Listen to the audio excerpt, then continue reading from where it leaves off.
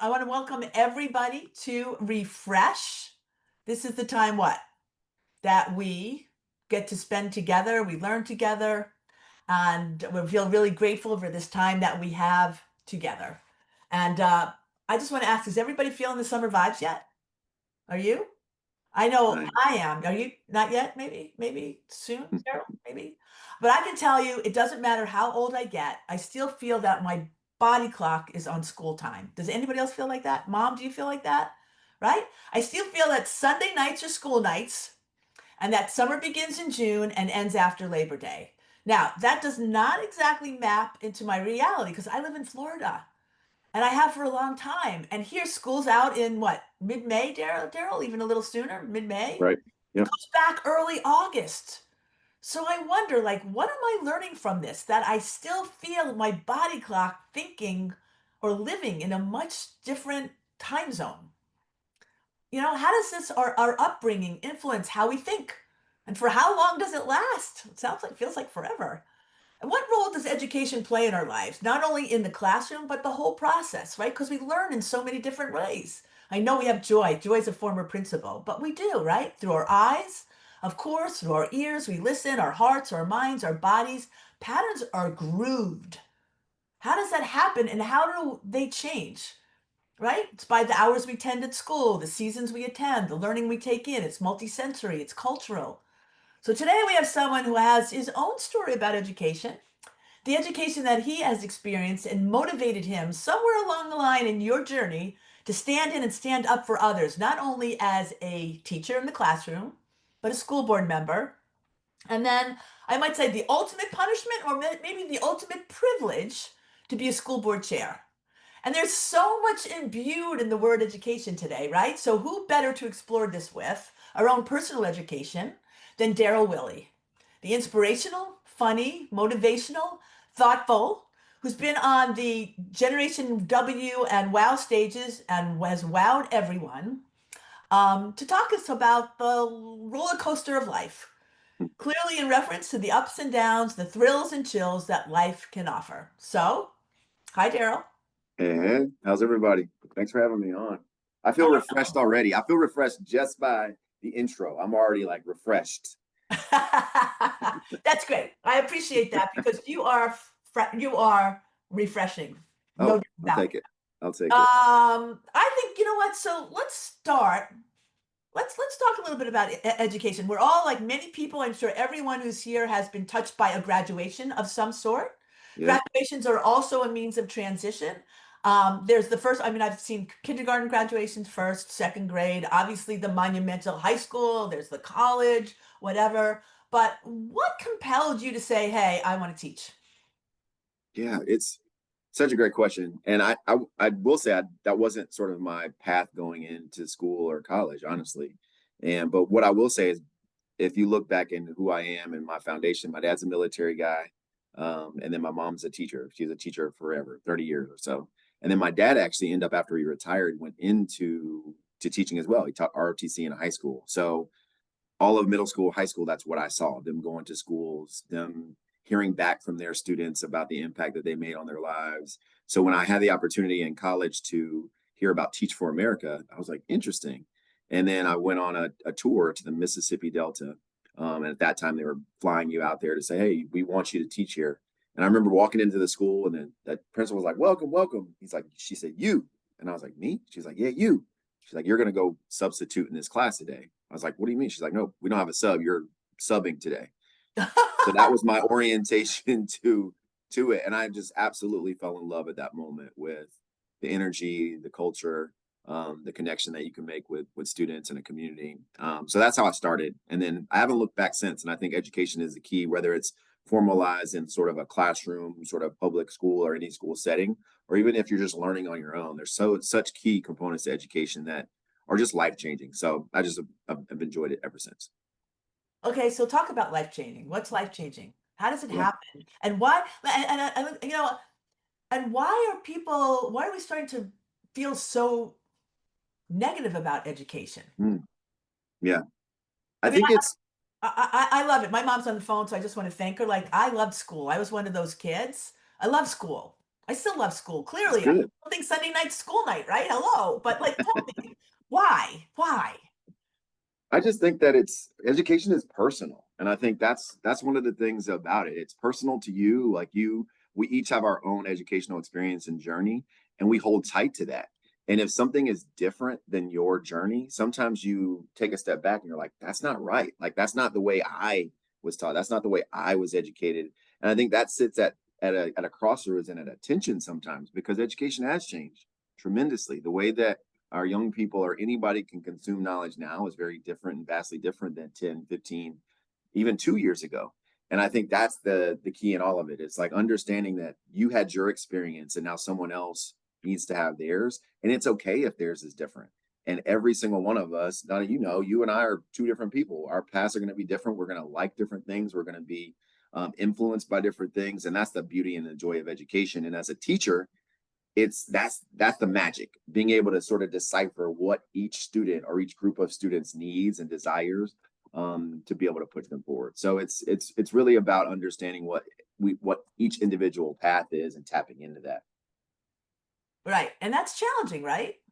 Yeah, it very much so, because you have folks who are constantly going to sort of put their thoughts, their opinions, and their values on display to tell you how it should be done.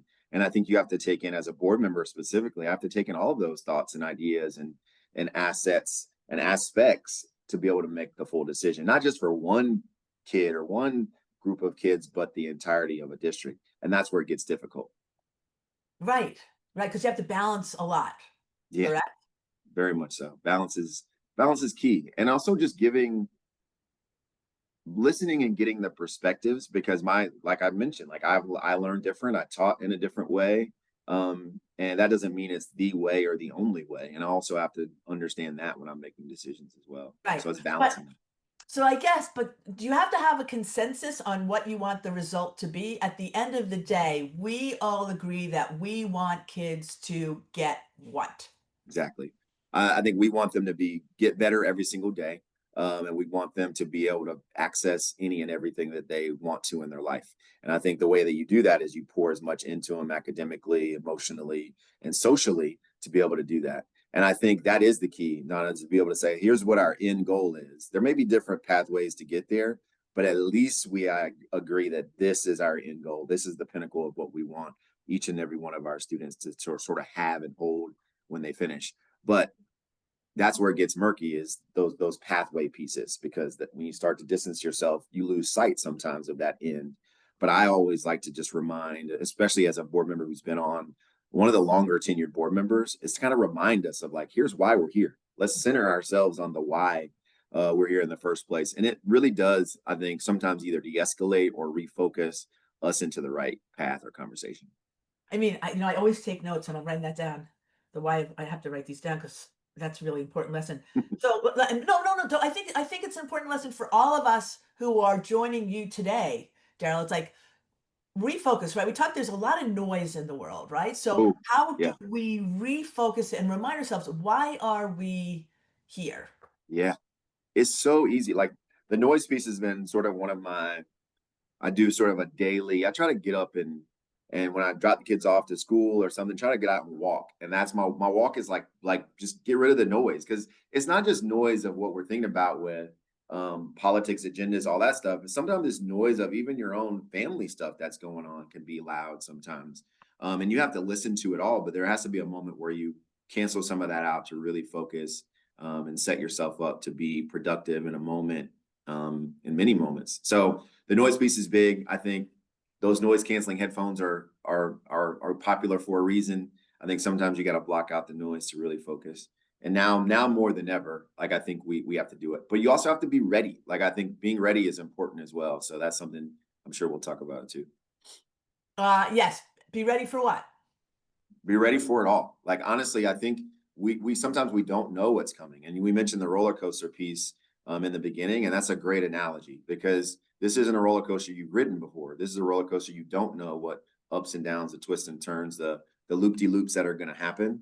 But understanding that they are coming, I think sometimes that's our biggest fault, is not anticipating them and understanding like, hey, it's not going to be a smooth, flat ride. This is going to be some twists and turns. And I think if you create that mindset and attitude and frame that as you go into your day or a meeting or into your planning, I think it just sets yourself up a little bit better, because the worst thing you can do is feel let down and you get caught up and spend time and energy there rather than anticipating the next curve.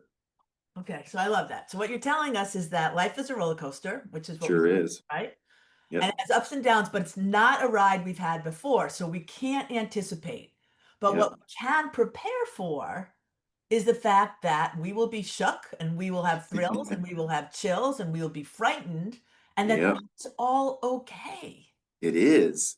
And one of the it's all okay and you should enjoy it. That's the thing about a roller coaster. Like there's and I tell this story, I'm sometimes Please. I don't like telling this story because I'm not a fan of roller coasters, but I tell my roller coaster story all the time. And somebody was like, "Well, what's your favorite roller coaster?" This is probably 4 years ago. I was like, "Eh." But now my daughters are older, so they like riding roller coasters. So we rode a huge roller coaster in North Carolina at Carowinds in North Carolina, South Carolina, if anybody knows. I think it's I forget what it's called. It's the Dale Earnhardt one or something, but it's like super fast and super Okay, crazy. whatever. And this Okay. was my first like real. This is as an adult. So I rode that roller coaster. My oldest daughter's, I was like, she's like, "Are you okay, Dad?" She knows. She's like, "Are you okay?" She's holding my hand. She's like, "Dad, just lean into it. Just lean into it." And I was like, "What? Who are you? You sage young 10-year-old." So, and that's kind of the analogy. It's kind of lean into it and have joy, because it's going to be a ride, but you can enjoy it at the same time. And I think that joy piece is key. That is my thing right now is joy. And joy, and this is the quote I have in my head is joy doesn't make you weak. Joy makes you last. And I think sometimes we look at joy as like, oh, you're unserious, you play too much, or you come on, it can't, you gotta be. But at the end of the day, like that, what's gonna make you what's the longevity piece? And I think the longevity is understanding there's joy, there's happiness in the moments that you're in. And you gotta find it because sometimes they're not right in front of your face. No, it's great, and it's funny, I didn't have the chat on, I thought I did. Uh, but now I can see, and there's conversation going on, and and people are teaching each other. Somebody's talking I about see this, yeah. right, another one, and someone's saying, "Wait a second, no, this is really good. I love this. It's really valuable." Um, joy brings longevity. That's great. And hey, and joy brought me Joy Kurtz. I just want to say that, and that's also great I too. know Joy's on the call. Look at that. Shout Joy's out to on the Joy. call, and It's, that quote was oh, about her. this is okay. Former principal of the Philadelphia School District. And by the Oh, way, I don't know if anybody saw any of the news this morning or yesterday. There was this whole article about the Philadelphia School District and some of the curriculum that they are adopting, which was a little bit concerning, right? You mentioned like, how do you find something that really can translate, transcend, and yeah. give ourselves the tools? And I also think, when we teach kids, aren't we teaching families as well? Mm. You, and that's the big question mark. Like who is the ultimate responsible party for educating young people? And I don't. Some folks say, "Oh, it's the schools, it's the family." I think it's both. It's got to be a both. There's a tug and push, a push and pull there a bit. And I think that's the big debate right now: is what information should a family be sort of delivering or giving to a young person versus what's not. And I think it's a fair question, but it's also one that I think every family unit is different. Every family has different sort of values as they go. So it's going to be a tough one. But I think it does make me wonder around how much we're actually involving the young people in those decisions. Because oftentimes it's like adults, me as an adult board member, an adult family member. But if you ask a student, one, and I'm not talking about super controversial things, but just ask them, what's your experience? Like, what do you learn? And some folks are comfortable in various environments. So you have to make sure that they are, we're providing that level of information regardless of how if the family doesn't teach it, then what's going to happen? Then you just don't get it at all. And I think that's also part of the question and the conundrum that we're in. It is.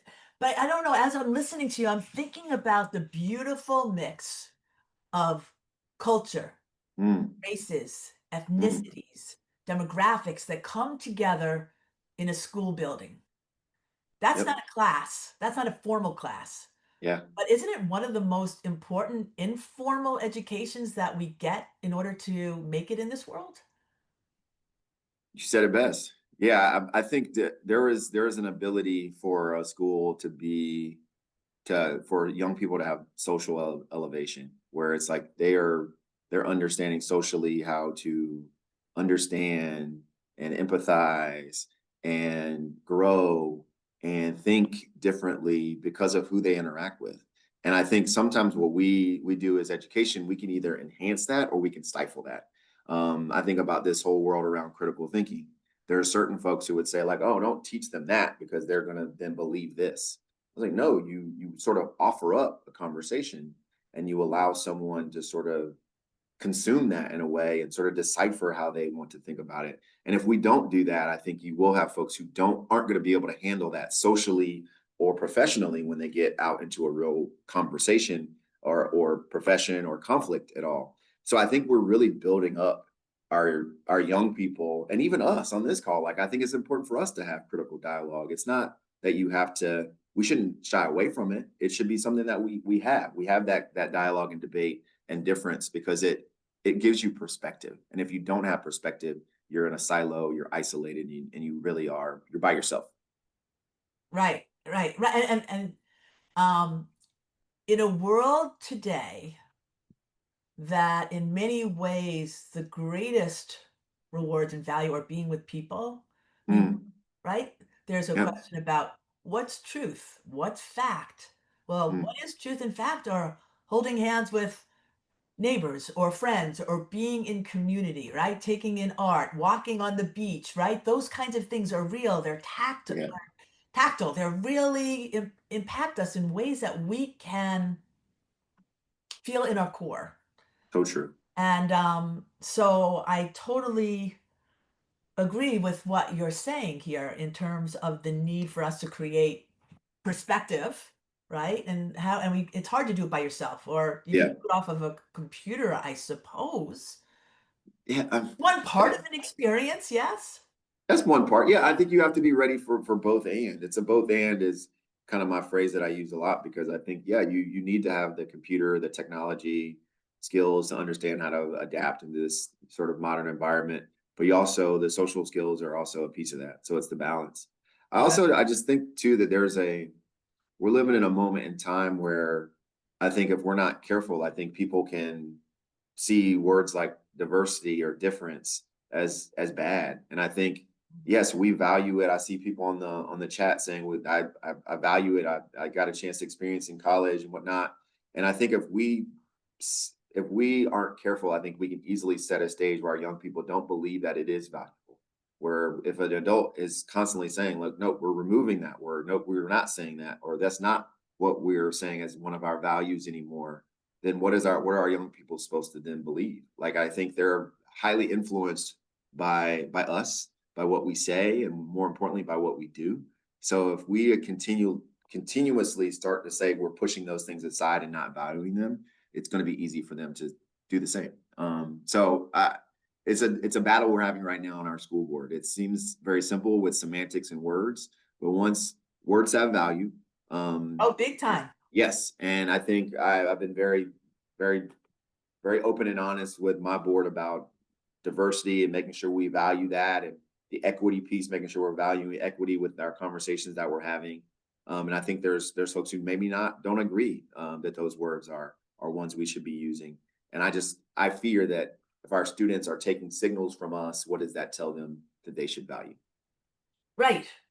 Exactly. I have to, I'll share with everyone yesterday. I had a very special experience, Daryl. I got invited by this production company who was doing a documentary on Amazon. Oh, nice. And it's going to be on one of the great players of the WNBA. Her name is Diana Taurasi. If any of you are a fan, you'll know Diana. DT, Um, yeah. and they wanted my perspective on the time I was at the league. And and it was really a recounting of all these phenomenal world-class athletes who were not paid very much money. And it just reminds me about what you're saying in terms of diversity and equity. It was about how the world speaks to us, right? What does the world tell us about who we are and how they value us? Yes. And each Yeah. one of us, Daryl, and you do this like so amazingly well because it's who you are. You make sure that that we know you see us for who we are. Mm, That we're mm. not lesser than by any characteristic we have by where we were born or where we live or anything. And if we all own that, as you just said, then really, somebody talked about the power of community. We're all responsible. We are all empowered, right? Yeah. We are Yeah. in a very special way. And I guess because I had that conversation yesterday, it's very close to my heart and my mind as I continue to think about the world, right? There's And how to participate in a way that's meaningful. there's so many examples of it. That's a perfect example of why diversity and equity and these conversations are so important, because still to this day, you talk about Diana Taurasi and the WNBA, those are still conversations that are ongoing about Correct. the Correct. equity of the women's league versus like, and that you would think we would be past that, but we're not. So that's why we have to continue to raise the question, have the conversations. You get invited to Amazon documentaries because it's a voice, your voice is important in that too, because you have the historical perspective and your current perspective. And I think that's, we all have a part to play. And if we just kind of throw it to the wayside, then I just don't know how much progress we're going to continue to make. No, no, I agree. And but you did say life is a roller coaster. We'll probably bring this It up a couple is. of times. Yeah. It goes Yes. up and down, right? It And does. there are these patterns of behavior and cultural movement. And I guess, when it goes down, what do you do in that roller coaster, Dale? Exactly. Yeah. Hold on for dear life. And you scream a lot. You Oh my goodness. do. Anyway, Julie has a question for you if you'd like to take that one. How do you handle the removal of books from schools? Yeah, we have I appreciate that question, Joy. And it's something in the state of Florida and in Duval County, we have a very specific process now that we have to sort of look at different books. My perspective on banning books is I'm a dad, I'm a girl dad, as mentioned before. So I have younger kids. So I get like certain material, certain content is not the right content for every single child at every single age, whatnot. So I'm all about age appropriateness. And also if that book has content in it that is something that's heavy, then I want to not ban it, but I want to have it in a place where counselors and parents can access it if it does meet that sort of parameter. So for me, it's about keeping as many books on the shelves as possible, but also making sure we understand the grade level accessibility of the books. But we're also in Florida where everybody doesn't think like me. So there are other folks who truly believe like if it's not something that I personally believe is of value, then I need to get rid of it. And I think that's where I think as board members and others, we got to lift up and understand like there are folks with different perspectives, different experiences that may need that book, may need those words in that book to give or feed life into them or give them that sort of understanding about someone else who's been in that experience. So that's one. And then the other one is I truly believe that there are that going back to the critical thinking piece, there are books that make us think, then books that aren't great, that aren't positive about our history of our country or things people did, but it should make us think. It should make us dialogue and have that conversation. That's why I'm not about banning books at all. And there are folks who are going to debate me and have debated me on this board. But there's ways I think we can do it that we keep those materials around, but give it and have it in the right hands at the right time for our kids and young people. Right. I hope that's helpful to you. How are we going to have counseling support for young readers when schools are continuously being funded scarcely? Man, That's from Jen. Although I don't, did you see? I saw the budget, at least for our Florida schools. For those of you who are from other parts of the country, our budget, the governor just put more money in for our schools, like almost what $900 million. Did you see that? yeah, I mean, the one of the things about our budget looks good, but the problem is prices keep going up for things, and then there's just so many school options now. I mean, Joy is on here; she's a principal in Philly. You got some other, I'm sure, educators. The options for our families are mass. I mean, you have the private, you got virtual, you have home, you have public, you have charter. So now all of those, not just the more traditional public schools and the charter schools, but now, if you're a private school student or homeschool or virtual, you also get a piece of that pie. So you've now added more families to the overall bottom line. So it looks like more money, but that money has to be divided out. Not a bad thing. I want them to continue to add it. But those are the things that we have to wrestle with. How do you wrestle with it, continuing to provide the highest level of excellence and service in academics, and at the same time also you're in a marketplace now of schools. When before, Duval County didn't have to market or put stuff on social media 15 years ago. There was no other players in that. You either went to public school or you chose a Catholic or private school. That was about it. Now it's changed. So I think it's a wonderful thing to have more money, but I think you have to now have a different strategy and approach to education. And I think we're getting there. We're getting there. But what is good is, as a parent, as a family, as a community member, you have so many different options for your child, for your kid, that's going to get them to where they need to be best. And I think I can't deny that that's a positive thing. We just have to figure out how all the systems work together. Right. So that's kind of like the whole movement behind having more choices of schools so you can find a better fit for your family. That's the intention. That's the intention of it all. I think the impact of it is felt differently depending on which space you're in. But I think that's the intention, and that's a great intention. Like, Yeah. who wouldn't want to have a great option and opportunity for your child? Because there's so many diverse learners out here too. That's one of the things that we don't talk about enough. Is, I mean, we have folks that are highly academically gifted. We have some students who need more educational support. Some students who are have even physical handicaps that we take in and take on. And so there's so many different aspects of that learner that we have. So you have to have more options for students than you had before to make sure we're meeting the needs. Right. And that's also challenging, right?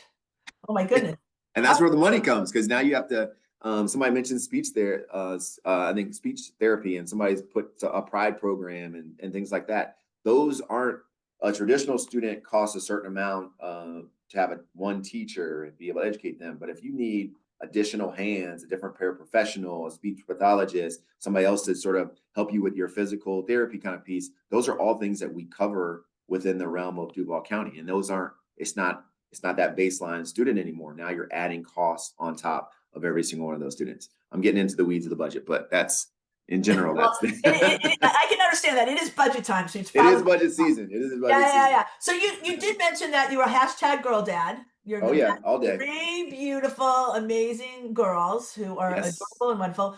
All right, what is surprising you about being a girl dad? Because I will tell you, my father, my mother's on the thing, God rest his soul. He was surprised to have three girls. I think he would have liked to have had a son as well. And so I'm just curious, what have you learned about girls as you're raising them? Number one, like, I think anybody who's a parent on here, because I've been doing this work, I mean, before I had kids. So before you have kids, I mean, I'm like, yeah, I'm a staunch, hold my banner high for education. I'm fighting, I'm fighting. Once I had my kids, like, the fire just, like, man, it started burning even more hot. Like, just because you see them and you want so much for your own, like, and their friends and their peers, and if I know I want that, then I guarantee somebody else, some other girl dad or parent or dad or mom or cousin or grandma, they want that same thing. So it just gives you're like in this fight with somebody. You see another parent, you're like, I get you. I get what you feel now. So it's just giving me that additional fire.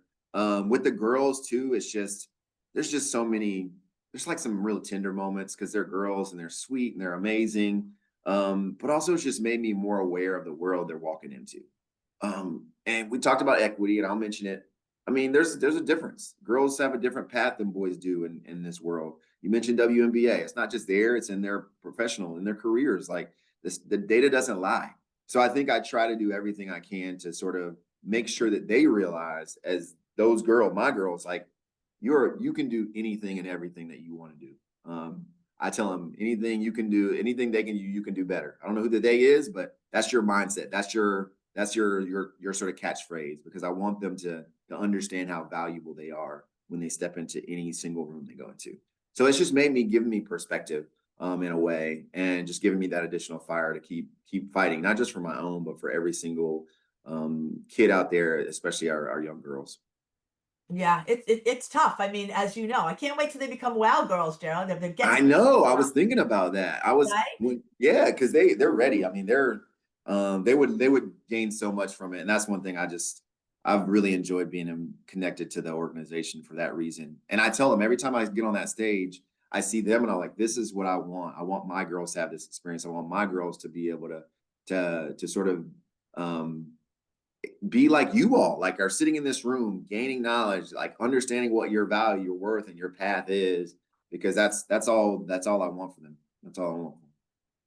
Yeah, I know. I will tell you, Chloe's not on here, and Britt, but the work they have done with our 500, I think we've had, no, 350. I think next year we're projecting Ooh, 564. We're in awesome, planning as well.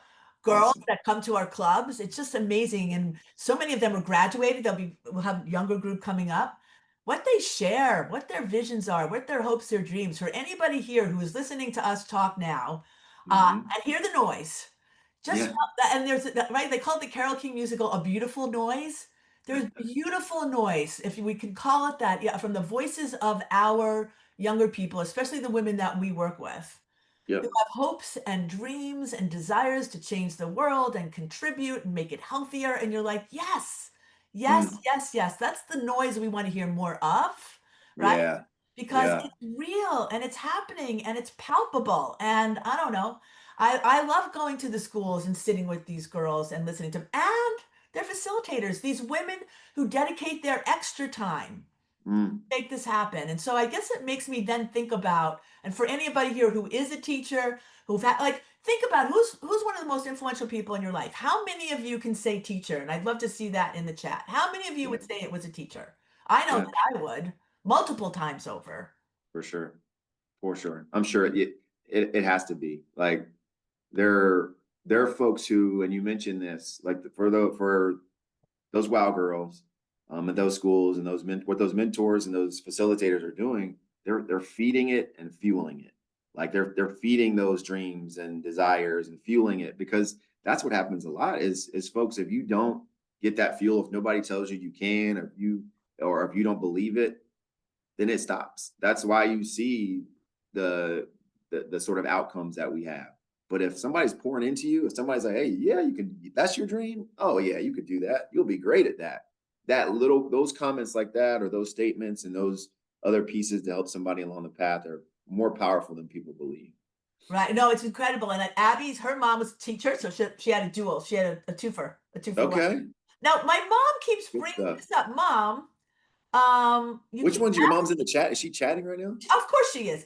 Mom is saying that what are we doing about our children not being taught how to write the letters of the alphabet? I Does am she mean cursive? She mean cursive writing? Are we talking about cursive? Are we having cursive a writing cursive? is one Okay. thing, but they're being taught to write the letters of the alphabet, but not in script. I'm not sure where Yeah. that's coming from. Um, I like the question though. Hey, if you're gonna ask it, there's no question that's not a good question. So yeah. yeah, but I How know in Duval how schools about are Cindy? Her science teacher became her foster dad. How about that? really, How about she that? might have a documentary on her hands. Uh-huh. And That's a Joy, beautiful her thing. parents were her first educators. Parents are the first teachers, and we should try and train them. That is interesting. I know we have a parent academy done Yep, with yep, our yep, Jacksonville Public Education Fund. Um, yep. I Parents Who Lead, they actually just contacted me today. There's a group called Parents Who Lead, who basically are not only getting the information, but they're also sort of train the trainer type group, where they're going out and helping parents advocate for themselves and their kids and giving them additional training. You're right, though. I think that is, and that's one of the things we're trying to do in this moment, is trying to get as much information to our parents and families as possible in a world where information is just, it moves so fast. So like what is the avenues and paths to give it? So we're really trying to work on how to do that in a better way. But parents, training parents and getting parents up to speed, especially parents who have been through it. And that's what we're starting to see, is parents who have gone through a path, then they go back and say, here's what I did when my child was going into middle school, and going into high school. It's so valuable. And I'm a parent whose kid is about to go to middle school. So I'm learning from other parents who are at that school, who have been through it. And I think that's that's a oh, key. I think that's so good. That's brilliant, actually. And we're trying to do that with our WOW girls too. A lot of them are going Ooh. to the same college.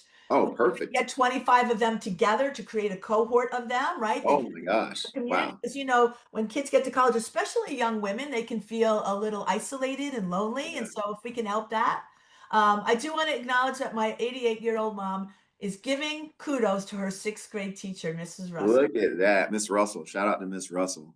That's so cool, Um, Mom. I have to just say that too. Let me ask you that's this. cool. When you think about your personal journey, Daryl, what Hmm. lesson or two stands out for you most as to the got that got you to where you are now, and that perhaps will guide you forward? Yeah, you might have to think about that for a second. Yeah, yeah, that's a good one. I think it's one of the things that I know for me and probably some other folks is oftentimes fear can set in easily about in any path we're trying to sort of pursue. Like there's some sort of fear in the back.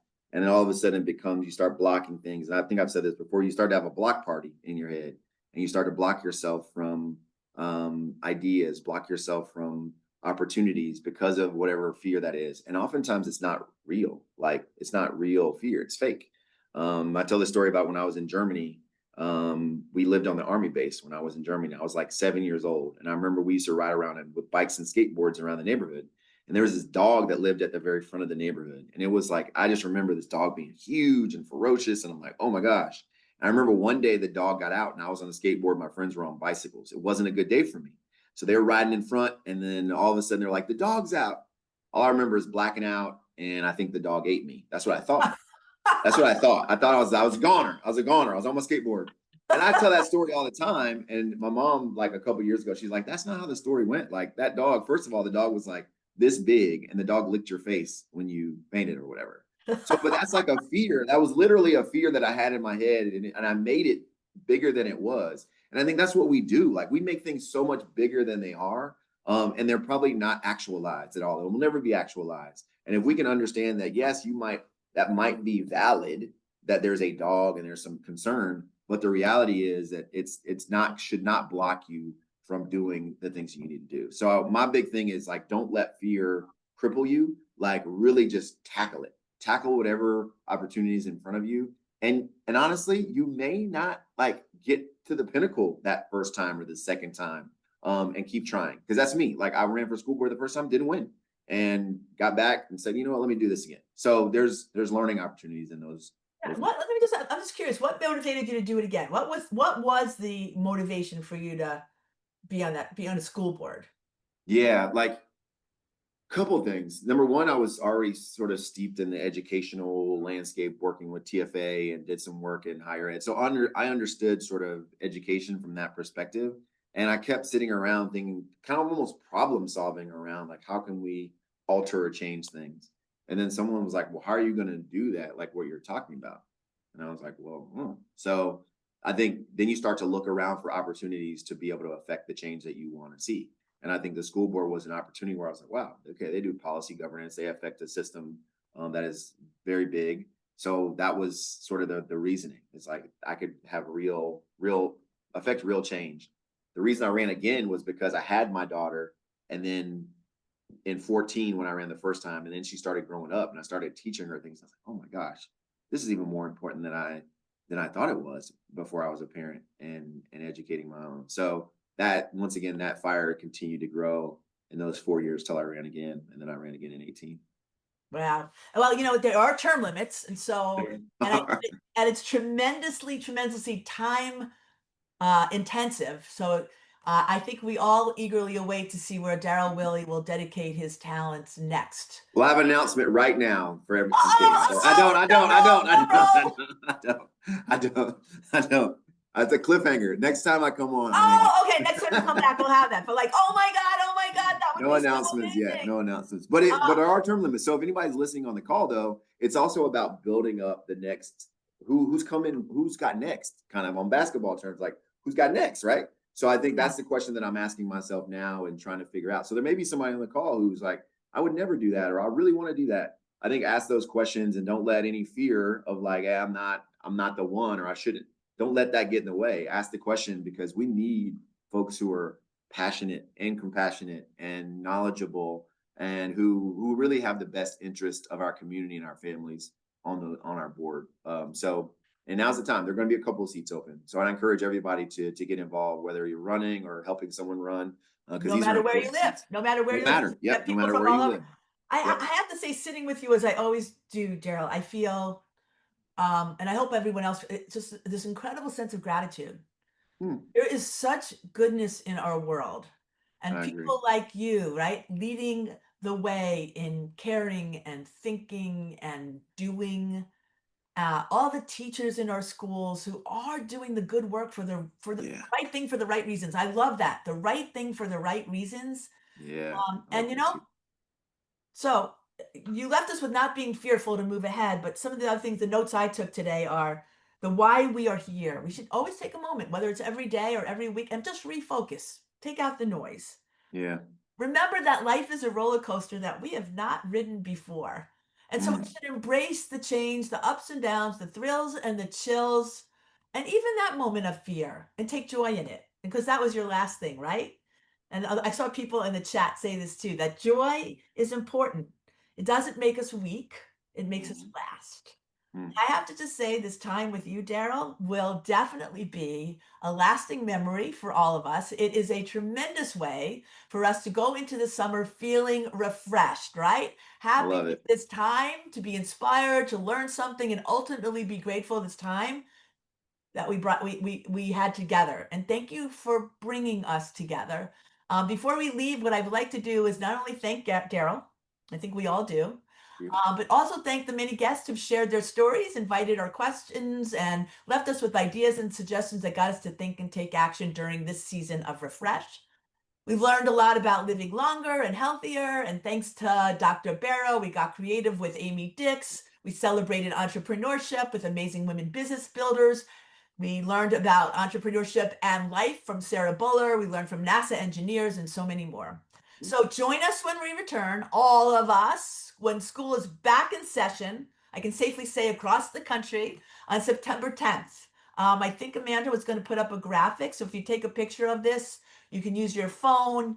One of them will get you updates. Another one will allow you to watch replays, which is a great way to catch up and refresh if you aren't available on Wednesdays at noon.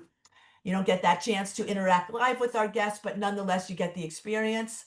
The guests coming in the fall as we continue to reach out in there. If you have any specific requests on topics or people, by all means, let us know. They'll continue to delight us and bring us together so that we can all be refreshed. Thank you to Amanda, our rookie producer today. You did great, Amanda. To all of the Generation W team, to all of you, wherever your travels take you this summer, travel safely. And remember, from Daryl, be joyful.